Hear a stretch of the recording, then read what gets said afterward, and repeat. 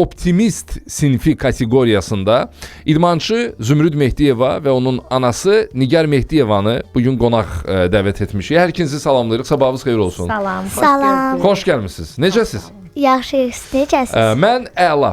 Deməli, Zümrüd, sənlə başlayaq söhbətə. Tamam. Nə ilə məşğul olursan? Mən sailinqlə məşğul oluram. Aha, sailinqi biraz açaq dinləyicilər üçün. Sailing nədir? Kimlər üçün nəzərdə tutulub? Sailing belə bir idmandır. Siz orada lotkada sürə bilərsiniz. Yanında da orada surfing var. Aha. O yelkənləndir. Orada bir rule o biridir. Tipa siz sağa eləyirsizsə lotka gedir. sürə gedir. Hə. Aha. Sola eləyirsizsə sağa gedir. Orada bir salma var. Çamçaq var. Tipa lotkanın içində çox şeylər var. Amma lotkanın içində 3 uşaq ola bilər. Bir qabaqda, 2 də lotka sürən yerdə. Maraqlıdır ki, o bir idarə edən var, sürücü deyək də ona, pilot deyək və ya kapitan deyək, necə adlandırırsa adlandırın. Bəlkə xüsusi bir adı varsa deyə bilərik. Digər 2 nəfər də sərnişin kimi əyləşir ora. 2 nəfərdirsə, bir baxır o kapitan necə sürür, o biri də sürür. Tipa. Bir baxır ki, nəsə pis olsa kömək eləsin və o biri sürür. Aha, çox maraqlıdır. Nigar xanım, nə əcəb uşağı belə bir idman növü ilə məşğul olmağa icazə verdiniz?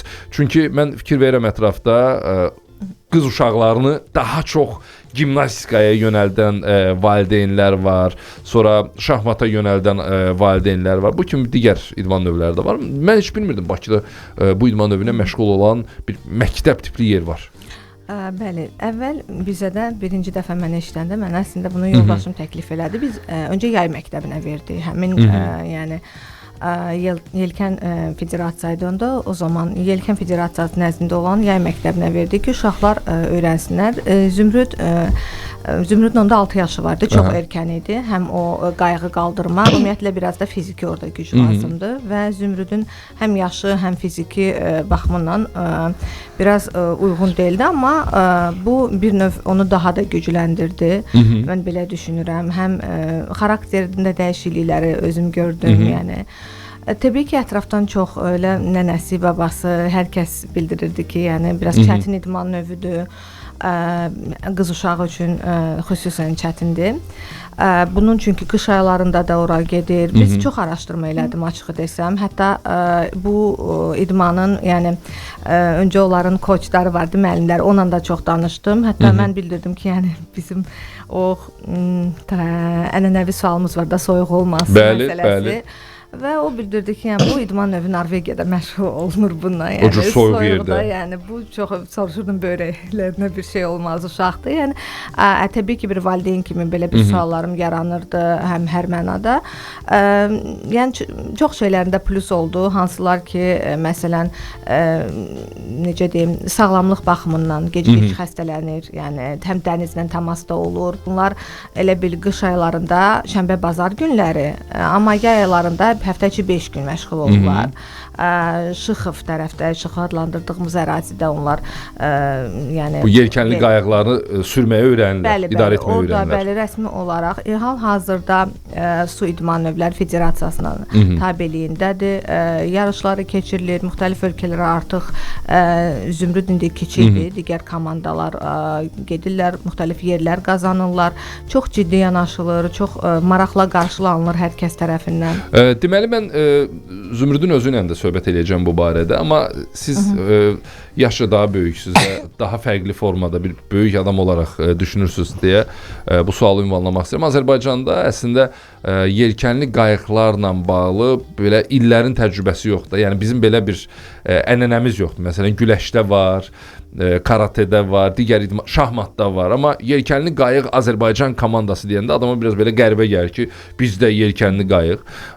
Nə düşünürsünüz? İndi bu idman növü ilə məşğul olan uşaqların, komandaların, lap elə olsun gənclərin, yeniyetmələrin gələcəklə bağlı hədəfləri nədən ibarətdir? Onlar bu işi peşəkar şəkildə davam etdirmək istəyirlər, yoxsa sadəcə hobbi üçün bununla məşğul olurlar?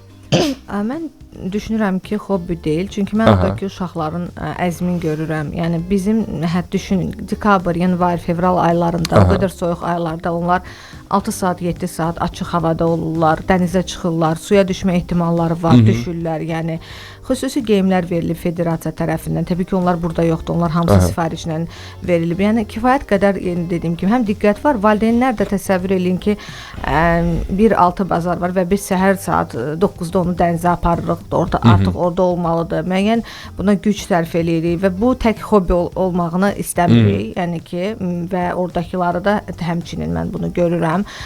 Və məsələn hazırki indi müəllimləri Azərbaycanın ilk qadın yəni finalçılarındandır, medalçılarındandır. Elə orada da qalıb çalışır, digər uşaqları öyrədir. Yəni mən düşünürəm ki, indi kim istəsə ayrıla bilər, amma xüsusən əsas komandada olanlar çox əzmlə çalışırlar və məqsədləri böyükdür. Zümrüdün özü ilə söhbət eləyək bu barədə. Sən bunu gələcəkdə bir peşə kimi görürsən, prosesi davam etdirmək istəyirsən, yoxsa sadəcə belə həvəs üçün, fərqli bir idman növü olduğu üçün sənə maraqlıdır? Mən bilmirəm, amma ən çox mən istəyirəm getmək, çünki orada ancaq seylingdir, orada tipa sən öyrəşmirsən bir olmağa, heç nə qorxmağa. Birinci mən ora gedəndə, birinci dəfə suya düşəndə mən də özü qorxurdum ki, batacam. Özündə jiletli var idi, amma hələ də elə bilmişdim. Biraz da düşmüşdüm, öyrənmişdim. İndi başa düşürəm ki, bu normaldır da. Bu bütün dərslərdə də belə olur, şahmatda da olur, gimnastikada da olur. Gəl ilk o suya düşmək təcrübəvi bölüş bizimlə. Təcrübə deyəndə bu təsadüfən olur, çox güman ki, heç kim bu qayıqdan suya düşmək istəməz. Amma bu baş verib, necə oldu, nətər oldu və təhlükəlidirmi? Ən pis yerdə düşmək, dənizin ortasında, çünki o ən qorxulu yerdir və orada çox balıq var, ona görə elə qorxuludur. Amma ən pis nədir ki, yelkənin bir tərəfi var, aşağıda, onun adı bombadır. Bomba? Hə, bomba. Hə, o başına dəyəndə çox bərk olur və sən riskə belə dənizə düşə bilərsən. O pisdir, amma siz onu da özünüzdə öyrəşməlisiniz, çünki bomba elə-belə gəlmir. Siz nəsə dümənlə eləyirsiniz, bomba belə-belə pırpırlayır, ona görə sizin başına dəyir. Ona görə lotka düməyə düz saxlamaq lazımdır ki... Ona dümən deyirlər? Hə, yox, bombaya yox. Yox, dümən bir termini eşitdim. Var elə bir termin? Dümən şeydir də, nə ilə sağa sola da gedirsən. O düz... Sükan? Hə, o düz şey eləmək lazımdır, tutmaq. Çünki düz tutması kavanç eləyə bilərsin, tramola eləyə bilərsin. Kavançanın tramola sizin o biri tərəfə yavaş-yavaş siz belə bir maşın kimi də pavarot eləyirsiniz. Amma kavança eyni şeydir, amma risk eləyirsiniz də. Kavança üçün sizin çox reaksiya olmalıdır ki, reaksiya olmasa lotka çevrilə bilər, dənizə düşə bilərsiniz. Amma əslində lotka çevriləndə siz də lotkanın altında qala bilərsiniz. Amma elə də qorxulu deyil də, oksigen var da. Elə bir siz nəsə çox geyin, yox, elə bil nəsə geyinirsiniz başına belə bağlayırsınız, suyun altına geçir. Yəni təhlükə olmur. Olsa da sən o təhlükədən yayına bilirsən, anladım. Amma jiletdə var ki, например, suyun pod водой olsa heç nə olmayacaqdır. Hətta o jiletdən suyun altına... Amma o jiletlər xüsusi olaraq, yəni geyinəndə də suyun altına gedə bilmirsən də? Yox, gedə bilmirsən. Xüsusi o səni qoruyur. Hə, qoruyur. Əslində üzə bilməlidirlər, amma üzə küləyə görə öyrədirlər. Bu çox maraqlıdır. Əgər uşaq və ya bu idman növü ilə məşğul olan adam üzə bilmirsə, bu işlə paralel olaraq üzməyi də sənə peşəkar şəkildə öyrədirlərmi? Öyrədirlər. Siz dənizə girməsəz, ona atın içinə girir, orada üzürük. Çünki birincidən mən də gəl məktəbi olanda demişlər ki, kim üzə bilməsə, qoy getməsin də. Çünki kimsə jileti normal bağlaya bilməyəcək, düşə biləcək, sən də üzə bilməsəz, dənizin ortasında qalarsan belə. Ona görə biz də üzməliyik. Mişçilər bizim güclü olsun və düşsəz və jilet yuxarısı getsə, şey olmayaq da. Heç təhlükə olmasın. Şəhər adamı davam edir. Qonaqlarımız Zümrüd və Nigar Mehdiyeva belə deyək, balaca həmvətənimizlə valideyni studiyamızdadır və yelkənli qayıq idman növü ilə məşğul olur Zümrüd. Mən istərdim ki, biraz müəllimlərindən söhbət açaq. Kimdir müəllimlər? Yerli yoxsa xarici mütəxəssislər? Mikrofona yaxın əyləşək. Bayaq dediyim kimi, bizdə bu idman növü çox yeni olduğuna görə müəyyən yer tutmuş, artıq birinci yer, medallar qazanmış, artıq Fidan xanım, yəni dediyim kimi Murad müəllim var, müəllimlərin içində Azərbaycanlılardır, amma eyni zamanda xaricdən də dəvət olunmuş müəllimlər var, Yunanistandan var, Türkiyədən var hazırda, yəni ümumi rəhbərlik eləyir onlara. Burcu xanımdır, daha sonra Panos Koçdur. Yəni eyni zamanda yəni bir komandadılar. Orada artıq komandalar da öz aralarında bölünüblər. O koçların bəziləri A komandası var, B komandası var, yay məktəbi var və ümumi olaraq Burcu xanım da hamısına nəzarət eləyir. Siz bayaq çox maraqlı bir ifadə işlətdiniz ki, uşaq bu idman növü ilə məşğul olanda onun xarakterinə də müəyyən mənada təsir göstərir, davranışlarına da təsir göstərir. Maraqlıdır. Məsələn, sırf yelkənli qayıq idman növü ilə məşğul olandan sonra siz Zümrüdün davranışlarında nə kimi dəyişikliklər hiss eləmisiniz? Mən əslində bəlkə digərlərinə də bir örnək olduq deyə mən bu sualın cavabını sizdən soruşuram. Mən əslində psixoloqla da danışmışdım bu barədə. Çünki ümumiyyətlə yelkən və dəniz elə bir idman növüdür ki, biraz məsələn belə onlar anlatdılar ki, məsələn şahmatda daha məsələn hədəfə fokuslanmısansa, dəniz biraz geniş anlayışdır və daha çox sənin fikirlərin yayğın ola bilir, daha düşünə bilirsən, daha məsələn azad bir fikirli insana çevrilə bilirsən, yəni bu formatda və eyni zamanda təhlükəli anda necə davranmaq. Məsələn, mənə elə gəlir ki, biraz açığı deyirlər ki, uşaq biraz qorxaqdırsa ya da nəsə çəkinən uşaqdırsa heç verməyə dəyməz, amma mən əksini düşünürəm. Əgər yəni siz dediyiniz hobbi kimi müəyyən müddətli orada uşağın xarakteri formirovasiya ola bilər. Məsələn, Zümrüd bu dəqiqə məndən ağır bəlkə də qaldıra bilir nəyisə. Çünki o qayıq ağırdır. Orada komanda işi öyrənirlər. 3 nəfər bir yerdə onu qaldırırlar. Birinin səhvinə görə digərləri də cəza ala bilir. Bu idmanın qaydası olaraq məsələn birlik anlayışı daha çox onda formalaşıb. Yəni bu kimi nüanslar, eyni zamanda soyuqqanlı olur. Hiss olunur. Sözün açığı. Soyuqqanlılıq yaranır, daha çox belə qərar vermə, tək qalma, məsələn, biz yəni o rahat şəkildə bizdən ayrı qalır və məsələn özüm də şok oluram, amma görürəm ki, təsirləri böyükdür. Zümrüdün özü ilə də bir balaca danışaq, çünki paralel olaraq su içə bilərsən, yeri gəlmişkən, sən su gətirmişik.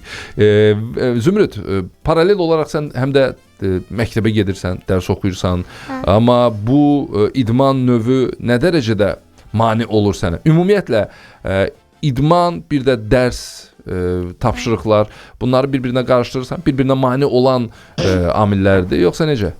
Əslində bizdə vaxt var. Ev tapşırıq orada eləyə bilərsən vaxt olanda. Amma ən pis olan şey ki, sən daha vaxtı yoxdur. Sən ancaq iş görsən. 5 gün məktəbə, sonra subota və bazar günü seylingə gedirsən. Amma yayda biraz o biri olur. Nabrot orada 5 gün seylingdəyəm və bazar günündən 6-cı gün mən evdəyəm.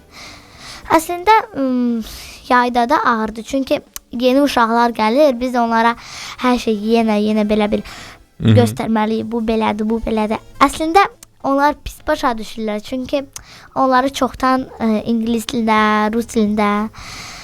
Amma əslində bizdə müəllimlər heç kim biraz qala rus dili bilmir. Ona görə biz özü onlara deyirik ki, bu belədir, bu belədir, bu belədir. Siz həm də müəllimlərə, mən belə başa düşdüm ki, bir köməkçi rolunu oynayırsınız digər uşaqlarla ünsiyyət qurmaqda.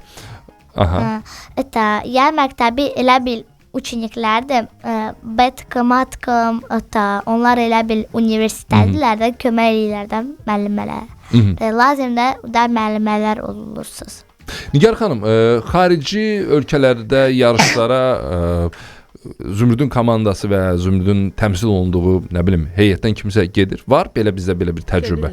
Xarici ölkələrə. Bəli, İtaliyaya gediblər, digər ölkələrə gedirlər. Yəni sırf seylinglə bağlı. Türkiyə, Gürcüstan, yəni görürəm ki, yəni gedirlər, yer tutanlar da var. Əgər pressada zaman-zaman işıqlanır bununla bağlı nələrsə. Bir də bir şey demək istəyirəm.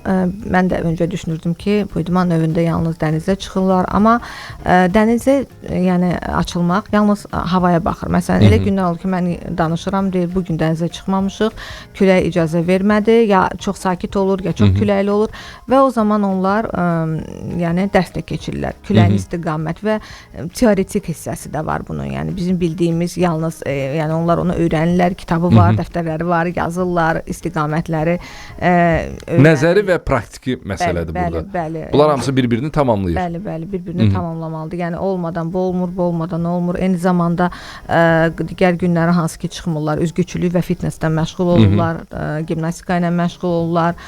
Bunlar hamısı bunun tərkib hissəsidir. Hətta bizə də bildirdilər ki, yəni mütləq gimnastikaya getsin. Gimnastikaya gedir ayrıca Zümrüd. Ayrıca gimnastika ilə məşğul. Bəli, bədən bərkiməsi üçün ayrıca gimnastika ilə də məşğul olur. Biz yəni çünki digərlərinə çatdıra bilmirik. Yəni siz də bilirsiniz də məktəb məsələn şahmatda istəyirik, digərlərində rəqsdə istəyirik, amma hələ ki iki idman növü ilə yəni kifayətlənir çünki onlar bir-birini tamamlayırlar. Siz valideyn olaraq Zümrüdün gələcəkdə bu idman növündə professional şəkildə fəaliyyət göstərməsinin tərəfdarısınız, yoxsa müəyyən mərhələyə qədər? Çünki Azərbaycanda bir mental olaraq valideynlərin fərqli düşüncələri olub həmişə. Qız filan idman növü ilə məşğul olmaz, filan növü ilə məşğul olmaz və s. və ilaxır. Düzdür, indi bu stereotiplər müəyyən mənada qırılıb, yəni bu necə deyirlər, sədlər yoxdur. Amma bir valideyn olaraq sizin fikrinizi öyrənmək maraqlıdır. İstəyirsiniz gələcəkdə çox böyük yarışlarda, daha peşəkar formada Zümrüdü görəsiz seylingdə? Mən yenə deyim, bunu araşdırma eləyəndə burada iki cür var. Ya qalırlar orada coach kimi, müəllim kimi də davam eləyirlər. Mən düşünürəm ki, Zümrüd professional məşğul olsun, amma yəni tam olaraq o sahədə özü qərar verər. Amma mən belə fikirləşirəm ki, yenə də onun üçün bir sevimli bir məşğuliyyət kimi istədiyi zaman onu sürə bilmək kimi. Bunun belə insanlar tanıyıram, hansı ki başqa sferadadır və deyir ki, mənim hobim, mən yelkən sürürəm məsələn Altı Bazar. Yəni belə insan olmağını istəyirəm əslində. Zümrüd, sən özün, düzdür, sən neçə yaşın var? 6-7? 9. 9 yaşın var sənin hazırda. Düzdür, indi bəlkə də bununla bağlı qərar vermək hələ tezdir, həyat hələ qabaqdadır. Amma gələcəkdə sən həkim də ola bilərsən, hüquqşünas da ola bilərsən, müəllim də ola bilərsən, digər peşə sahibi də ola bilərsən. Amma bunların hamısını gözə alıb sailing, peşəkar sailing adamı olmaq istəyirsən, yəni bunu demək üçün hansı əsasın var sənin? Hə, istəyirəm, müəllim kimi. Müəllim ki, hə? Sailing müəllimi. Hə, olmaq istəyirəm, amma o da iş deyildi, Lazerdə müəllim ola bilərsən və iş də eləyə bilərsən. Eyni vaxtda iş də eləmək olur. Yəni onu bildirir ki, orada da müəllim ekstra da işim ola bilər yəni. Çünki bəzən müəllimləri var ki, deyəsən həkim olan var, böyük səfərlər. Hə, başa düşdüm. Çox maraqlıdır. Eyni anda məşğul olmaq olur. Nigar xanım, baxın danışdıq sailing barədə, kifayət qədər söhbət açdıq. İndi sizin övladınız bu idman növündədir. Mənim misal üçün qızım gimnastika ilə məşğul olur. Heç bu idman növündən bəlkə xəbəri yoxdur. Maraqlıdır. Ya bu idman növü ilə, ya valideyn-uşaq münasibətləri ilə bağlı gələrkən efirə fikirləşdiyiniz bir istiqamət var idi ki, bunu mütləq deyəcəm, amma mən həmin mövzuda sizə suallar ünvanlamadım və ümumilikdə bir fikirlərinizi öyrənmək istəyərdik. Valideyn, yəni açığı desəm ki, uşaqlar bəzi hallarda yorula bilirlər. Yəni nə qədər sevsələr də bir idman növün bayaq özü də sizə bildirdi ki, Altı Bazarım olur bir dənə. Məsələn, tutalım ki, 2 gün öncə onun rəfiqəsinin ad günü idi, amma biz ora getmədik. Bakı marafonunda bulvardaydıq və orada da yəni yelkənlərdə idilər onlar. Bəzi hallarda məyus olur çünki hava şəraiti ilə bağlı olaraq məsələn daha güclü idmançılar götürürlər dənizə. O məsələn qayıqda qalır. Burada təcrübə də vacibdir. Təcrübə vacibdir. Məsələn onda çox məyus olur. O zaman deyir ki, mən onda getmirəm, yəni. O zaman mən ona bildirirəm ki, yəni sən mütləq yəni bu olmalıdır, yəni orada deyir necə deyim mən zapas kimi qalırlar, ehtiyat kimi qalırlar və deyir belə istəmirəm getməyi, yalnız lotka verilənə qədər, qayıq verilənə qədər çox əziyyət çəkirdi. Öz qayığım olsun, orada nömrələrlə qayıqlar var. Zaman-zaman uşaq olaraq, amma burada bir növ biraz egoist kimi davrana bilərik, çünki mənim də çəkdiyim bir əziyyət var, onun da istəmirəm qarşılıqsız qalsın, yəni yarıda qoymuş olaq, amma belə konfliktli də olsa arada, yəni bir-birimizə ötüşdürürük. Bu normaldır, bu normaldır. Və Zümrüd, son olaraq sənin həmyaşıdlarına idmanla bağlı söhbət təkcə sailingdən getmir. Hər hansısa bir idman növü ilə məşğul olmaqdan söhbət gedir. Çünki idman elə bir şeydir ki, insanları pis vərdişlərdən də uzaq tutur, daha möhkəm edir, daha sağlam edir və həm də komanda ruhu formalaşdırır. Bu baxımdan sənin həmyaşıdlarına deyəcək bir sözün varmı? Eşidək. Əslində kim istəyir ora getmək, ən əsas ki uşaqlar güclü olmalıdır və uzun olmalıdır. Çünki uzun olmasa lotka yerə qoya bilməyəcək, güclü olmasa da idarə edə bilməyəcək. Çoxlu vitaminlər qəbul eləməlidir. Sağlam qidalanmaq. Sağlam qida bizim ən mübahisəli məqamlarımız. Çünki həqiqətən qida çox önəmlidir. Müəllimlər də bunu təkrar eləyir və biz də Zümrüddən ona həmişə deyirik ki, boyun hündür olmaq üçün meyvələr, tərəvəzlər yeyilməlidir.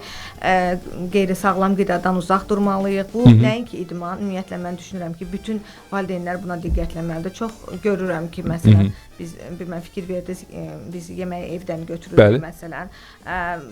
Buna çox diqqət eləməyə çalışıram, yəni işlə bağlı. İşiniz çox olsa da bunu təmin edirsiniz. Maksimum təmin eləməyə çalışıram, amma o da uşaq da gedir, görür birinin əlində falan. Bəlkə də 3 ayda bir dəfə olar. Bəlkə də. Amma belə deyir, amma niyə başqa əlacımız yoxdur? Yəni ataların başqa əlacı yoxdur. Bu belə izah eləyirlər. Nigar xanım, çox sağ olun. Çox xoş oldu sizi Planet FM-in studiyasında görmək. Övladınıza, Zümrüd, sənə uğurlar arzulayırıq. Ümidvarıq ki, gələcəkdə mən çox böyük fəxr hissi ilə deyəcəm ki, bir 10 il qabaq, 15 il qabaq Zümrüdlə eyni mikrofonu bölüşmüşük və biz Zümrüdün sailing fəaliyyətindən danışmışıq ki, sən bizim ölkəmizi beynəlxalq yarışlarda uğurla təmsil edəcəksən. Çox sağ ol, uğurlar Zümrüd. Təşəkkürlər. Minnətdaram. Çox sağ olun. Bugünlük bu qədər. Sabah səhər saat 8-də yenidən eşidilərik. Hələlik.